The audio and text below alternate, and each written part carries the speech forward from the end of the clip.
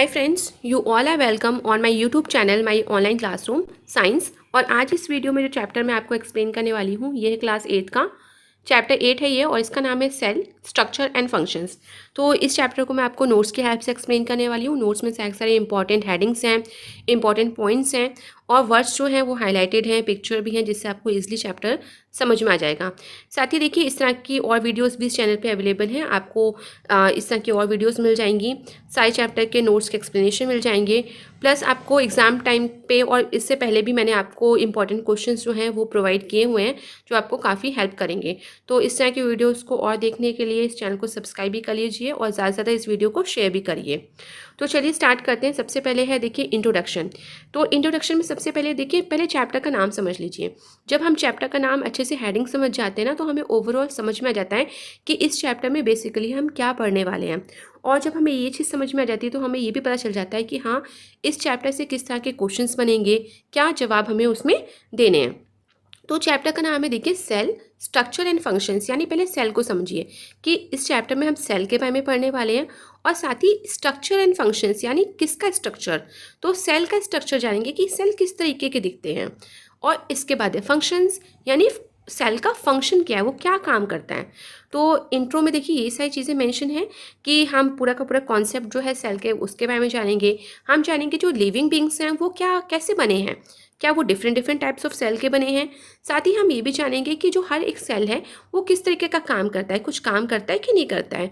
तो हाँ, वो करता है, उसके क्या फंक्शन है लिविंग ऑर्गेनिज्म में। तो हाँ, उसके बहुत सारे फंक्शन है, जैसे वो मूवमेंट में काम आते हैं, रेस्पिरेशन, डाइजेशन, जैसे एक पूरी ह्यूमन बॉडी है, वो जो भी काम कर रही है, जो भी फंक्शन है, वो कौन करा रहा है, कौन कर रहा है वास्तव में, तो वो सेल कर रहे हैं। और जो सेल है वो सबसे स्मॉलेस्ट यूनिट है लाइफ का, यानी अगर लिविंग बींग के बॉडी में देखा जाए तो सबसे स्मॉलेस्ट यूनिट क्या है ज़िंदगी की, तो वो है सेल। तो आपको ये याद रखना है, क्योंकि 1 मार्क क्वेश्चन यहाँ से बन सकता है कि सेल जो है वो स्मॉलेस्ट यूनिट ऑफ लाइफ है। इसके बाद आते हैं RBC, यानी रेड ब्लड सेल्स। ये जो रेड ब्लड सेल्स होते हैं ये कहाँ प्रेजेंट होते हैं, ये होते हैं ब्लड में प्रेजेंट, और ये ओवल सेल के शेप में होते हैं, जो कि रिस्पॉन्सिबल होते हैं ऑक्सीजन को कैरी करने में ब्लड में। सिंगल सेल जो ऑर्गेनिजम्स होते हैं उन्हें हम यूनिसेलुलर ऑर्गेनिजम्स कहते हैं, यानी ऐसे ऑर्गेनिज्म जिनकी बॉडी में सिर्फ एक ही सेल, यानी उनकी जो बॉडी है सिर्फ एक ही सिंगल सेल से बनी है, ऐसे ऑर्गेनिजम्स को हम यूनिसेलुलर ऑर्गेनिजम्स के नाम से जानते हैं। अब इनमें कौन कौन से होते हैं, तो एग्जाम्पल है east, euglena, paramecium, amoeba etcetera. इसके बाद अपोजिट आते हैं। तो चलिए, कुछ ऑर्गेनिजम्स तो हमने मान लिए कि सिंगल सेल के बने होते हैं, पर सारे तो नहीं बने होते हैं, यानी कुछ एनिमल्स या ऑर्गेनिजम्स ऐसे भी तो होंगे जो बहुत सारे सेल को मिला के बने होंगे। तो हाँ, ऐसे भी ऑर्गेनिजम्स हैं जो उनकी बॉडी जो है बहुत सारे सेल्स को मिला के वो बनी है।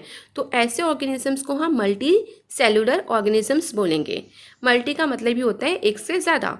अब आते हैं, this organism can be compared with buildings. अच्छा, आपको थोड़ा और समझना है इसको, तो और से एग्जांपल से समझ लेते हैं कि हम ऑर्गेनिजम्स को बिल्डिंग की तरह मानते हैं, ठीक है।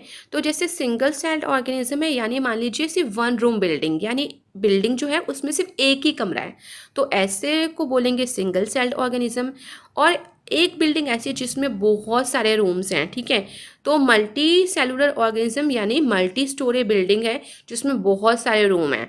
तो ये there can not be a building without a room. जिस तरह से बिल्डिंग होती है, चाहे एक रूम हो चाहे बहुत सारे रूम्स हों, ठीक है, तो बिल्डिंग बिना रूम के नहीं हो सकती। तो इसी तरह से कोई भी जो ऑर्गेनिज्म होता है वो भी सेल के बिना नहीं हो सकता।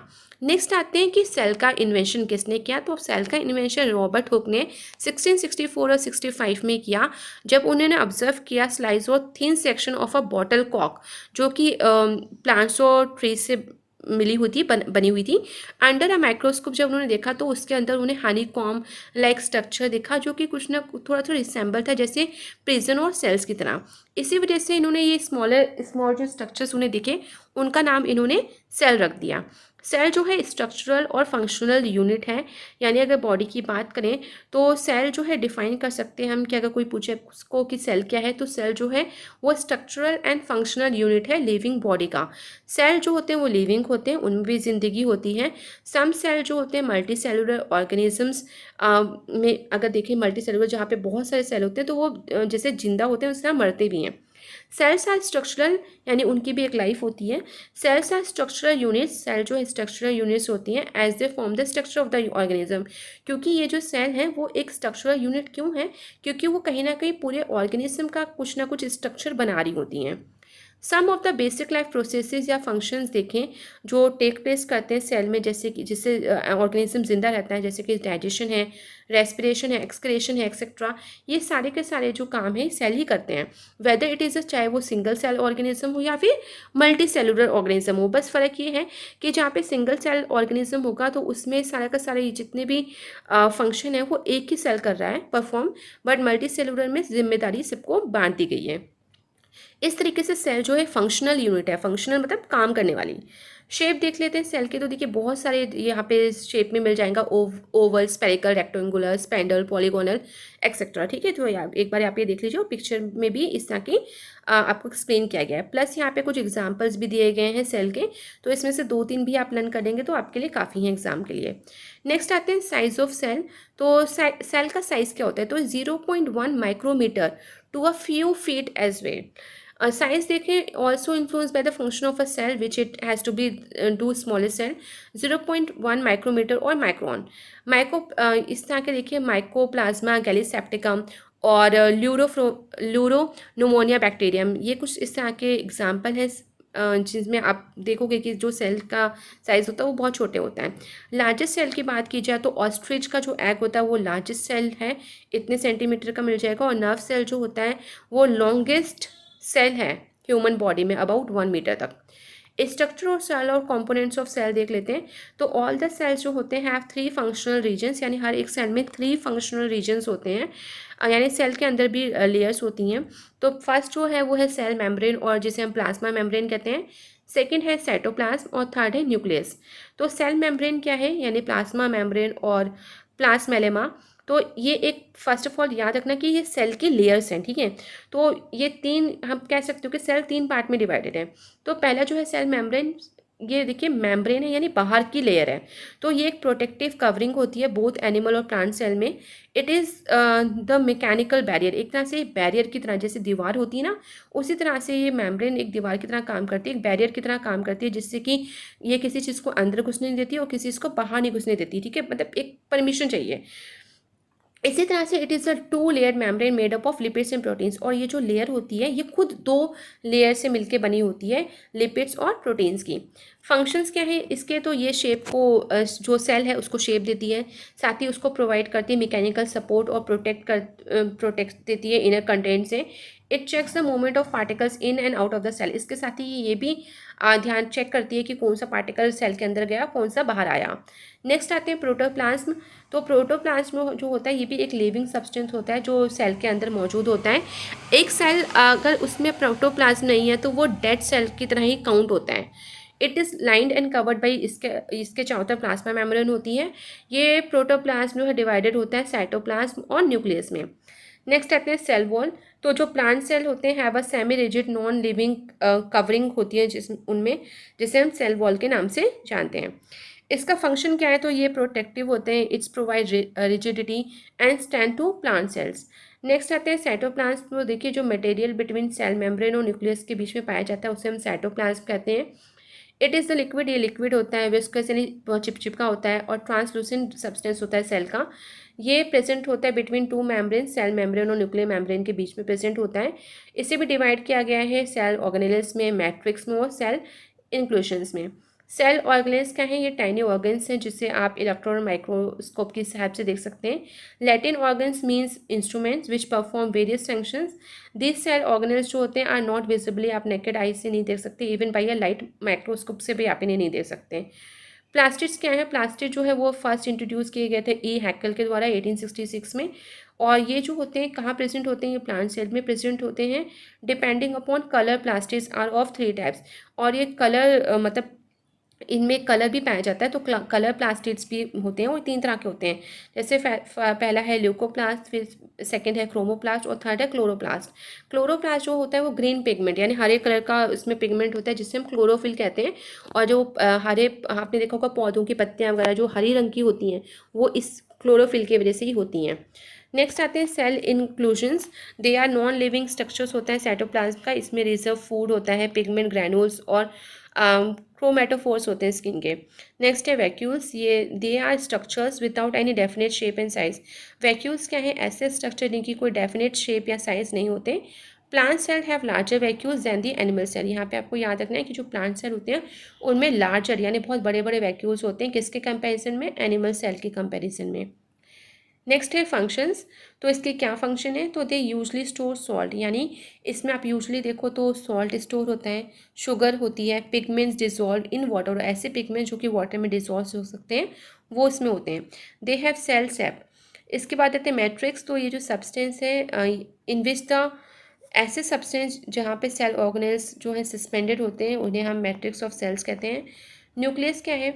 न्यूक्लियस आते हैं नेक्स्ट पे। तो देखिए ये जो है कंट्रोलर ऑफ मेटाबॉलिक एक्टिविटीज़ हैं जिसको डिस्कवर किया था रॉबर्ट ब्राउन ने 1831 में। न्यूक्लियस एक तरह से सेंट्रल स्ट्रक्चर होता है सेल का, जिसे आप ब्रेन ऑफ द सेल भी कह सकते हैं। इसका शेप, साइज और नंबर ऑफ न्यूक्लियस पर सेल डिफरेंट डिफरेंट होता है। स्ट्रक्चर क्या है न्यूक्लियस का? यहाँ पे स्ट्रक्चर दिया हुआ है न्यूक्लियस का। फिर देखिए न्यूक्लियर मेम्ब्रेन और envelope. It is the outer cover, nucleus के ऊपर की ये कवर है न्यूक्लियर मेम्ब्रेन जो कि सिलेक्टिवली परमेबल होती है।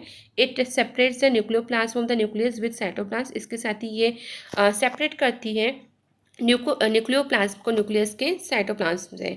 ये डबल लेयर होती है और इसमें पोर्स होते हैं, क्योंकि यहाँ पे लिखा है परमेबल। परमेबल का मतलब भी होता है कि इनमें थोड़े थोड़े पोर्स होते हैं जिससे कि चीज़ें जो है एक आर पार जा सकती हैं, जिन्हें हम न्यूक्लियर पोर्स के नाम से जानते हैं। नेक्स्ट है न्यूक्लियोप्लास्ट। तो ये जो मैट्रिक्स ऑफ द न्यूक्लियस जो होता है इसे हम न्यूक्लियोप्लास्ट कहते हैं। It is transparent, semi solid और ग्रैनुलर ग्राउंड सब्सटेंस होता है। न्यूक्लियस क्या है? तो inside the nucleus there is one or more nucleus. Next आते हैं क्रोमेटिन्स। क्रोमेटिन्स जो होते हैं fine thread like coiled structures होते हैं यूनिफॉर्मली, जिसे हम कहते हैं केमिकली फॉर्म डीएनए और प्रोटीन्स जो होते हैं वो इसमें होते हैं। ड्यूरिंग द सेल डिवीजन, जब सेल डिवाइड करता है तो क्रोमेटिन फाइबर जो होते हैं ओपन अप होते हैं इनटू लॉन्ग थ्रेड और रॉड लाइक स्ट्रक्चर जिसे हम क्रोमोसोम्स कहते हैं वो बनाते हैं। Bacterial cell do not have well organise nuclei. तो जो बैक्टीरियल सेल होते हैं उसमें वेल ऑर्गेनाइज न्यूक्लिय नहीं होती हैं। न्यूक्लियर मटेरियल जो विदाउट न्यूक्लियर मेम्ब्रेन होता है उस तरह के सेल को हम प्रोकैरियोटिक सेल, यानी प्रो मीन्स प्रिमिटिव और karyon means nucleus. Such organisms are called prokaryotes, जैसे bacteria, blue green algae etcetera, क्योंकि ये विदाउट न्यूक्लियर मेम्ब्रेन के होते हैं। सेल डेट है वेल ऑर्गेनाइज, जो सेल जिसमें well organise nuclei and nuclear material within साथ में न्यूक्लियर मेम्ब्रेन भी होगी, उसे हम यूकैरियोटिक सेल कहते हैं। और सच इस तरह के कौन से हैं जहाँ पे यूकैरियोटिस यानी ऐसे ऑर्गेनिज्म जिसमें इस तरह के सेल मौजूद होते हैं उन्हें हम यूकैरियोट्स कहते हैं, जैसे मैन, अमेबा, पैरामीशियम। तो प्रॉपर जो सेल मेम्ब्रेन होती है न्यूक्लियर मेम्ब्रेन वो मौजूद होती है।